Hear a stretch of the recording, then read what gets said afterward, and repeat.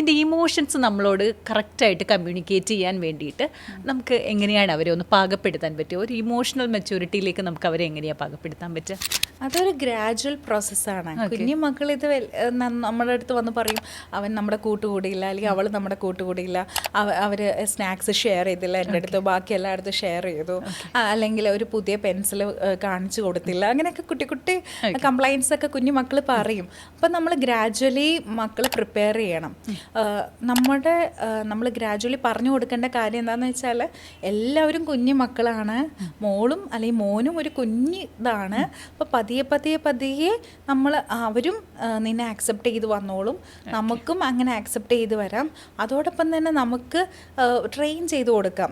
എല്ലാവരും നമ്മൾ ആക്സെപ്റ്റ് ചെയ്യണം എന്നുമില്ല. അതെ അതെ അതെ, അത് പതിയെ മനസ്സിലാക്കി തിരിച്ചറിഞ്ഞ് it's okay to be not accepted by every one. It's okay. അപ്പോൾ അങ്ങനെ ഒരു മൈൻഡ്ഫുൾ രീതിയിൽ നമുക്ക് പഠിപ്പിച്ചു കൊടുക്കുകയാണെങ്കിൽ ആ കുട്ടിക്കാണെങ്കിൽ ഒത്തിരി സന്തോഷമാവും. നമ്മളെപ്പോഴും കുട്ടികളെ ഇറ്റ്സ് ഓക്കെ ടു ഫെയിൽ എന്നാണ് പഠിപ്പിക്കേണ്ടത്, or it's okay to be rejected.